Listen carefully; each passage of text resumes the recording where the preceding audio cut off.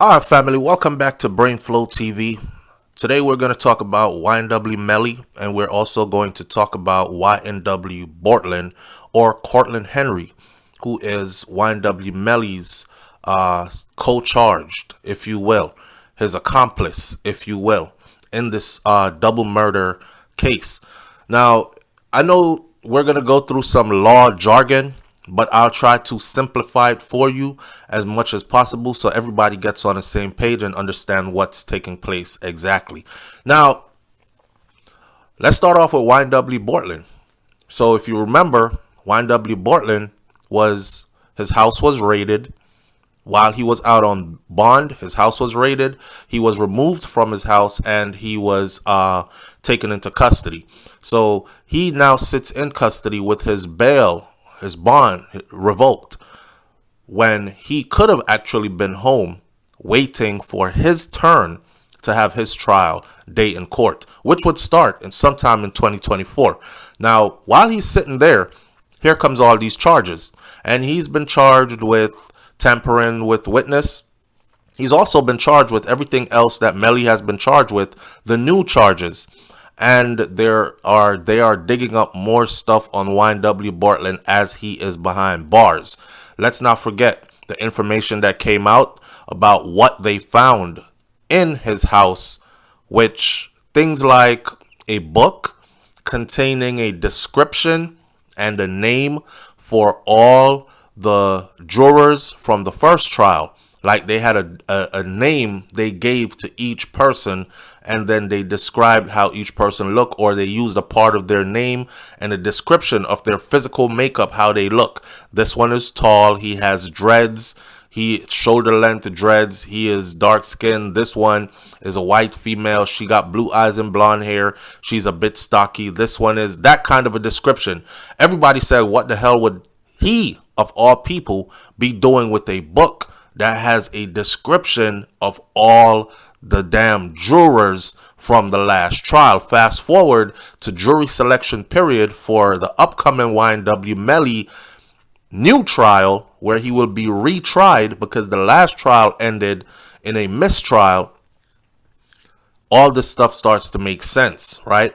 And the prosecution is putting the pieces together. I've said it before, I'm going to say it again. I think that this prosecution, after they got rid of the prosecutor in the case,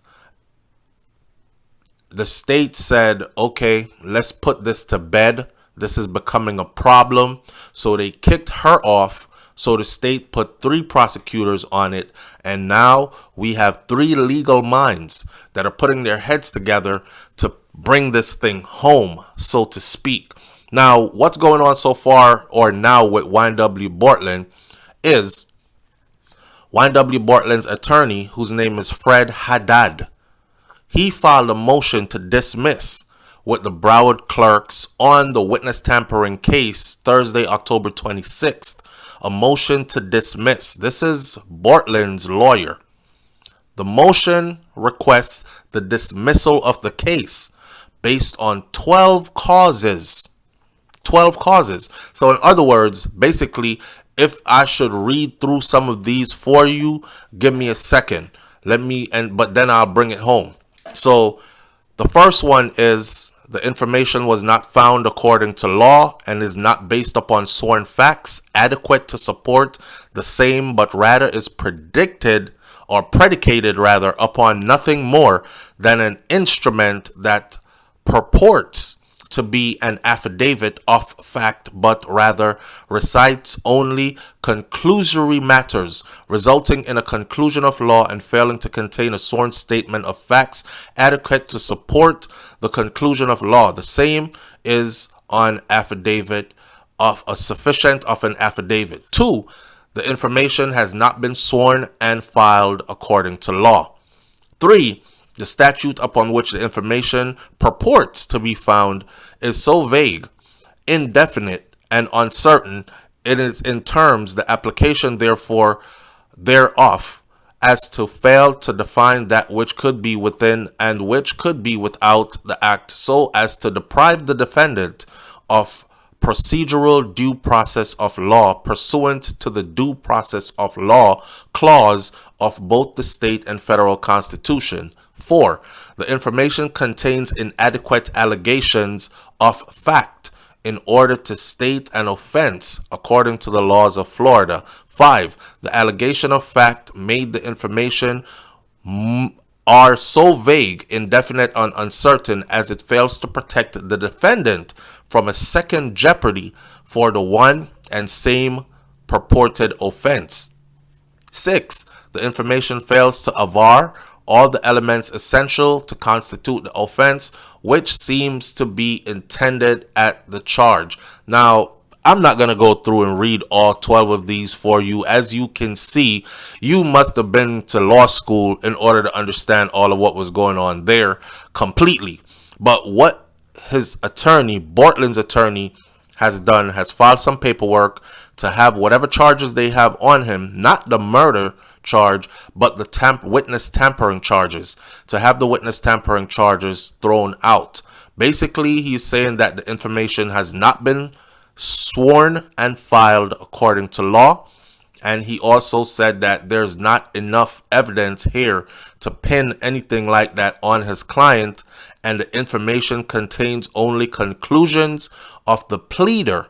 That means the pleader, the person who's trying to get this charge to stick to him, that's all it contains, what they're saying, but where's the proof, right? So he wants some solid proof for his client, Bortlen, or he wants this whole witness tampering thing thrown out. And that's where it sits with Cortland Henry. He's not asking for bail for his client. I noticed that. He's not asking for bail at all. His bail has been revoked, and his attorney is filing a motion to have the witness tampering charges thrown out, but he didn't ask for bail. Maybe if he got the witness tampering charges thrown out, then he can file a motion to get bail. But with the witness tampering charges on him now, especially the fact that he was on not bail, he was on bond when it happened, and his bond was revoked, then it makes it kind of hard to say go in there and ask for bond or again. Now, you got to remember, Cortland Henry, this ain't his first rodeo. He was locked up before and got released and violated those terms and conditions. He went out to a strip club. He went out to some other places he was not supposed to go. His attorney went into court and said to the judge, Your Honor, he wasn't giving any trouble. He's not a menace to society the whole time he was out. I mean, he's a young man full of testosterone. He went to a strip club where he thought it would be safe. Basically, he went to a strip club. He went to go see some girls, sexy girls, shake ass and whatever. He didn't hurt anybody, right?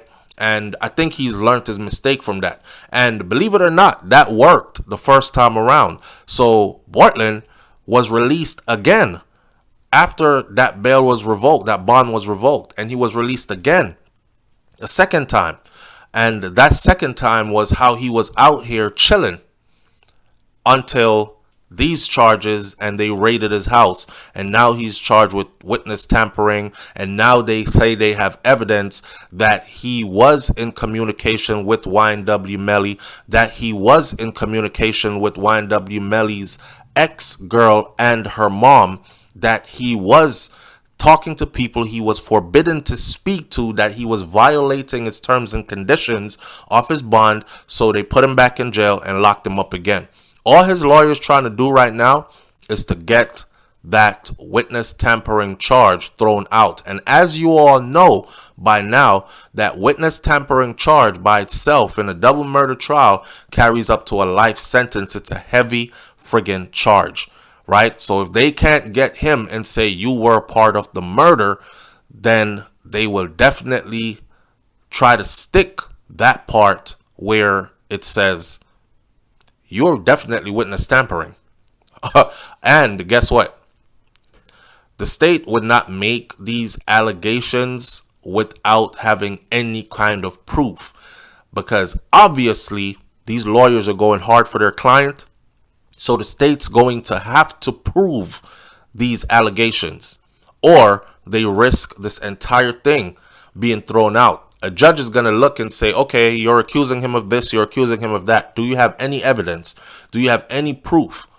And they must come up with proof. So I'm willing to bet that they have solid proof, and they're going to send this proof forward. Matter of fact, Bukalu is actually asking the judge to put the YNW Melly witness tampering stuff into YNW Melly's murder trial, because Bukalu, who is the main prosecutor now, along with the other two prosecutors, she is basically saying YNW Melly doing all this stuff behind bars. That kind of shows, not kind of, that is what they call an admittance of guilt. You're guilty and you're doing your best to try to cover up your tracks. This is why you're risking it all. If you weren't guilty, you would have just sat your behind still and let your attorneys do what it is they have to do in order to get you out. Now, I want to refresh y'all memory about something. That gang detective, Detective Polo, that gang detective was working undercover inside the prison, inside the jail rather, and he wasn't on Melly. He was actually tracking somebody else that has nothing to do with Melly. This person he's tracking is said to be a well-known, reputed blood gangster who was in for racketeering charges. And they were monitoring his phone calls, bugging his phone calls, going through his conversations with whoever he is talking to, because they're building their case more solid on him. And it was while they were going through all that information that they heard mentions of YNW Melly in his conversation. And that's how they got to know that YNW Melly was conversating through him to other people.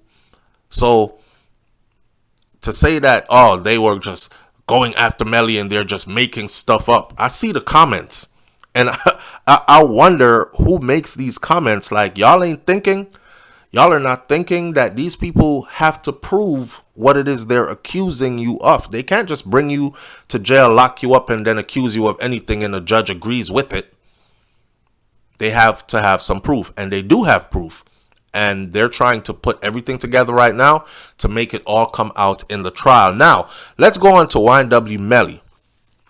YNW Melly appeared in court he actually appeared in front of committing Magistrate C. Brown last Tuesday at what is called a witness tampering hearing that addressed a probable cause determination order based on the following findings according to filed documents on Thursday, October 26th.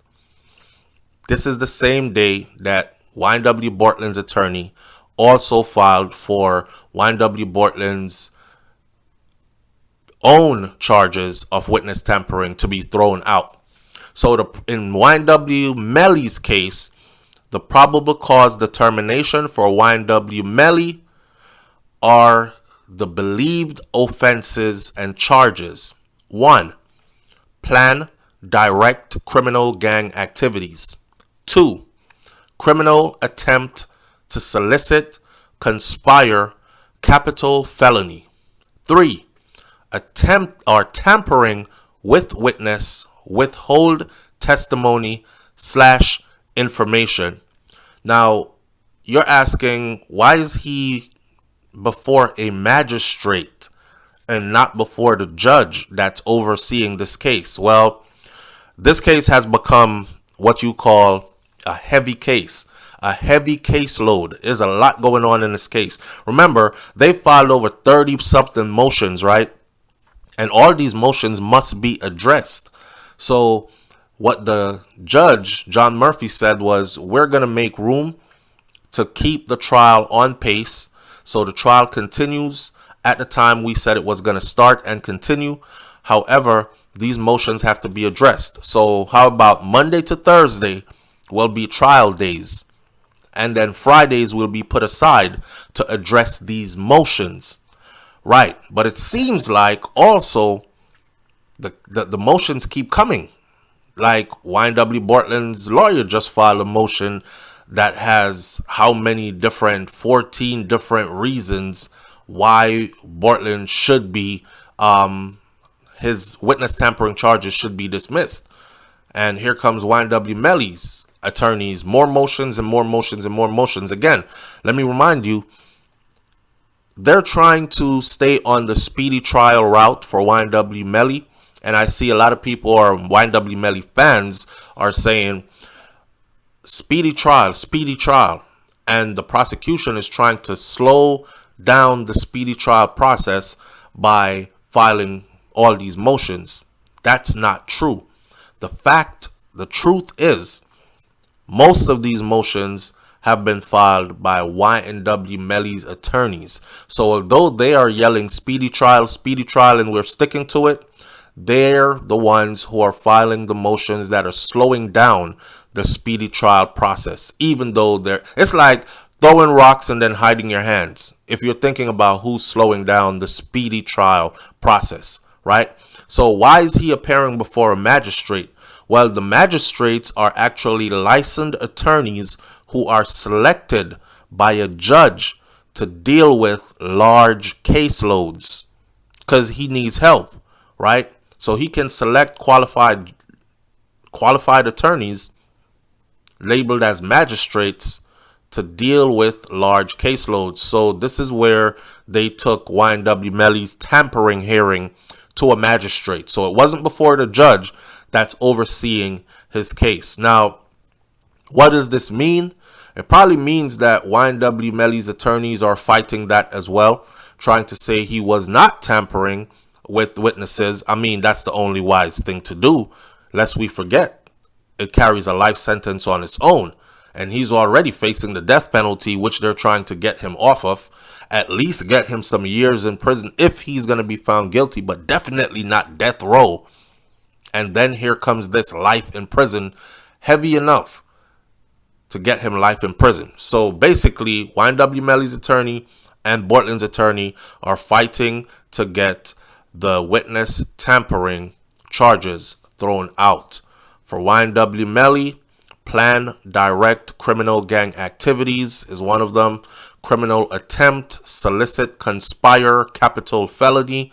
And another one is tampering with witness and withholding testimony / information.